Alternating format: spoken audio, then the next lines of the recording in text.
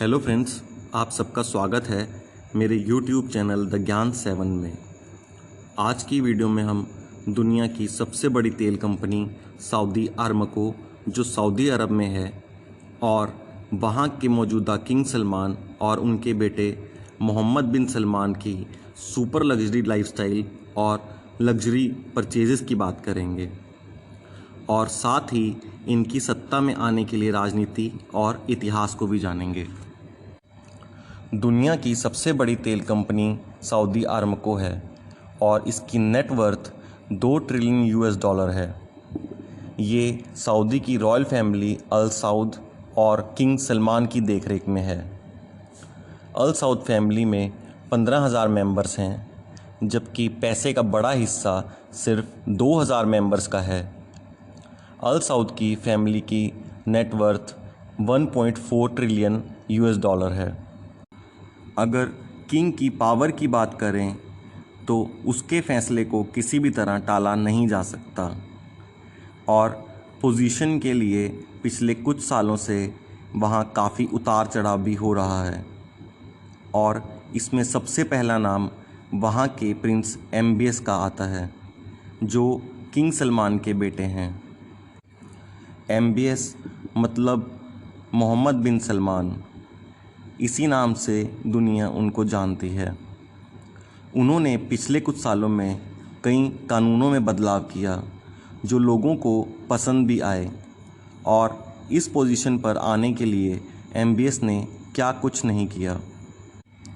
आज के मौजूदा शासक किंग सलमान हैं, जिनके पिता मलिक अब्दुल अज़ीज़ थे। इनके 45 बेटे और बेटियां थीं। किंग सलमान अपने पिता की चहेती पत्नी सुदैरी के 7 बच्चों में से एक हैं, और इनमें से एक तुर्की बिन अब्दुल अज़ीज़ पारिवारिक झगड़े की वजह से ख़ानदान से निकाल दिया गया था, और 2016 में उनकी मृत्यु हो गई थी। इन 6 बच्चों का पूरे परिवार में सबसे ज़्यादा प्रभाव रहा, और इनमें से किंग फ़हद और वर्तमान के किंग सलमान भी हैं, और इन्होंने ही सत्ता को संभाला। किंग सलमान 2015 में किंग अब्दुल्ला की मौत के बाद बादशाह बने, और उनके छोटे भाई के बेटे मोहम्मद नैफ क्राउन प्रिंस बने, और किंग के बेटे मोहम्मद बिन सलमान डिप्टी क्राउन प्रिंस बने। मोहम्मद बिन सलमान दूसरे अपने सभी भाइयों की तरह बाहर पढ़ने नहीं गए, बल्कि अल सऊद यूनिवर्सिटी में उन्होंने लॉ की डिग्री ली और अपने पिता के साथ रहने लग गए। पर इसकी वजह से इंग्लिश उन्हें देर से आई। अपने देश में पढ़ने की वजह से वो काफ़ी लोकप्रिय भी हुए, और लॉ करने के बाद ही वो अपने पिता की देखरेख में उन्हीं के दरबार में वज़ीर भी नियुक्त हुए, और इससे कई ऊंचे पद के लिए तैयार भी किए जाने लगे। अब MBS national guard, home ministry और सेना को अपने कब्जे में ले चुके थे, और अपने विरोध में आने वाले के साथ कुछ भी कर सकते थे। सन 2017 में जब क्राउन प्रिंस मुबरीन MBS के खिलाफ हुए, तब कुछ समय के बाद ही उनके बेटे अल मंसूर का एक हेलीकॉप्टर क्रैश हो गया। इसके पीछे MBS का हाथ बताया जा रहा था, और उन्हीं के कहने पर वो क्रैश एक फाइटर प्लेन के अटैक से किया गया था। और इसी तरह बाद में मोहम्मद नैफ, जो क्राउन प्रिंस बने थे, उनको और कुछ खास लोगों को मक्का के राजमहल में बुलाया गया, जहां मोहम्मद नैफ को रात भर कैद में रखा गया और समझा दिया गया कि सत्ता को छोड़ दें, नहीं तो रास्ते और भी हैं। और अगली सुबह खबर आई कि MBS क्राउन प्रिंस बन गए हैं। USA के जर्नलिस्ट जमाल खुशोगी, जो वॉशिंगटन पोस्ट में थे, और MBS के खिलाफ उनके विरोध में कई आर्टिकल्स लिखा करते थे। जब वो इस्तांबुल में स्थित सऊदी एम्बेसी में गए तो वापस नहीं निकले, और इसके चलते जेफ बेजोस का मोबाइल भी हैक कर लिया गया था, क्योंकि खुशोजी वॉशिंगटन पोस्ट में कार्यरत थे और इस पेपर का मालिक भी जेफ बेजोस था। जेफ बेजोस को एक मेल भी आई थी जिसमें जमाल खुशोदी की जांच को बंद करने की बात की गई, नहीं तो उनके सभी पोस्ट जो उनकी गर्लफ्रेंड के साथ हैं ये पब्लिश कर दिए जाएंगे। और कहा गया है कि एमबीएस ने अपनी मां को भी 2 साल के लिए अपने पिता से अलग रखा, ताकि उसका कोई भी और भाई रास्ते में ना आ सके। उन्हें कोई भी विरोधी पसंद नहीं था, इसलिए उन्होंने एक तरफा गिरफ्तारी, मुकदमा और सज़ा देने को तेज़ कर दिया था। सितंबर 2017 में एमबीएस ने कई प्रिंस, बिजनेस टाइकून और मिनिस्टर्स को रियाद के द रिट्ज कार्ल्टन होटल में रखा। इल्ज़ाम कुछ भी नहीं था, पर फिर भी कई महीने ऐसा चला और बाद में कहा गया कि बैंक लोन क्लियर ना होने की वजह से उन सभी की इल्लीगल $200 अरब की संपत्ति का अधिग्रहण कर लिया गया। और ये सब एमबीएस ने इसलिए किया था कि कोई भी एमबीएस का विरोध ना करे। एमबीएस ने यमन पर भी कई हमले किए, जिसमें कई हज़ार सिविलियंस भी शिकार बने।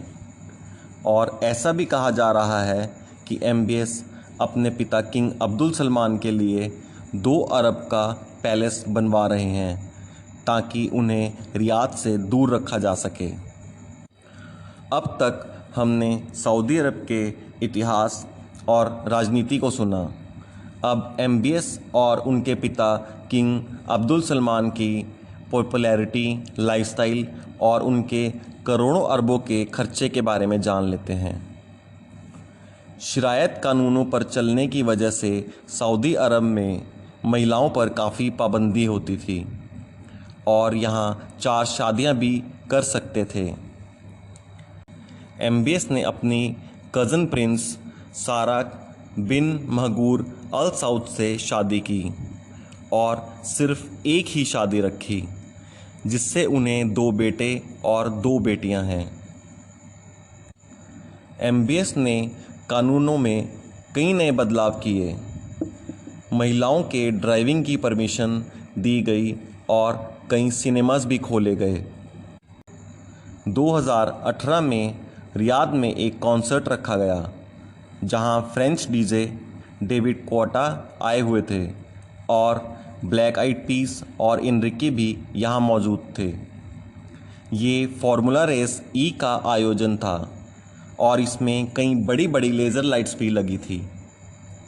लड़कियां अपनी रेस कार में आई थी, जो आज़ादी से ड्राइविंग को एंजॉय कर रही थी।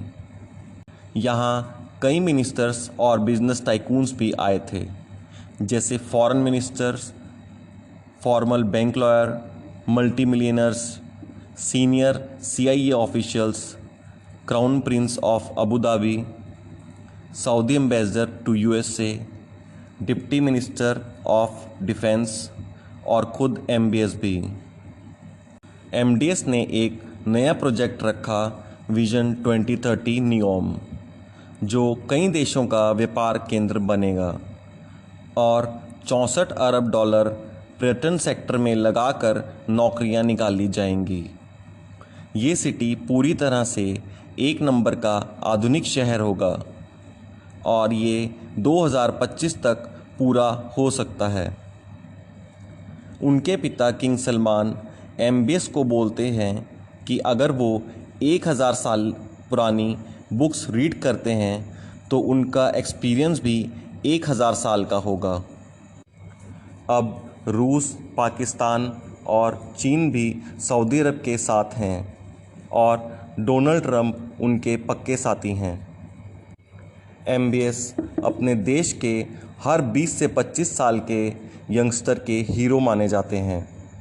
एमबीएस के पास $23 मिलियन का कार कलेक्शन है और 2015 में एमबीएस ने दुनिया का दूसरा सबसे महंगा पैलेस खरीदा जो $301 मिलियन का था और ये 57 एकड़ में बना हुआ था। किंग सलमान जब इंडोनेशिया के 9 दिन के दौरे पर गए थे तब वे अपने बोइंग 747 में गए थे जो 600 यात्रियों का एयरक्राफ्ट है, लेकिन इसे किंग सलमान के लिए एक महल की तरह बनाया गया है। एमबीएस ने 450 मिलियन की लियोनार्डो दा विंची की एक पेंटिंग भी खरीदी और एमबीएस ने एक 500 मिलियन यूरो का यॉट खरीदा। उसका नाम सीरीन है और उसकी लंबाई 134 मीटर की है। इससे पहले ये यॉट बिल गेट्स को 5 मिलियन पर वीक के हिसाब से रेंट आउट था। अब बात करते हैं एमबीएस के पिता किंग सलमान की। किंग सलमान के पास 2 बोइंग 747 हैं और एक बोइंग 757-200, बोइंग 777-300, बोइंग 787-8 और A340-200 जैसे प्लेन्स हैं और इसके अलावा उनके सभी फैमिली मेम्बर्स के पास अलग से भी एयरक्राफ्ट्स हैं। किंग सलमान अपने साथ 506 टन का सामान लेकर गए थे और इनके साथ 1500 लोग और 2 गोल्ड एस्केलेटर्स, 500 लिमोजिन्स और फर्नीचर और कारपेट्स भी ये अपने साथ ही लेकर गए थे। इसी तरह मालदीव्स में 3 आइलैंड्स के सभी रिजॉर्ट्स भी बुक किए गए थे और ये अपने साथ 150 कुक मतलब खनसामास को साथ लेकर गए थे ताकि उन्हें अपने घर की कमी कभी भी महसूस ना हो। आशा करता हूँ आपको आज की वीडियो अच्छी लगी हो, तो वीडियो को लाइक शेयर ज़रूर करें और चैनल को सब्सक्राइब ज़रूर करें। Thanks, have a nice day.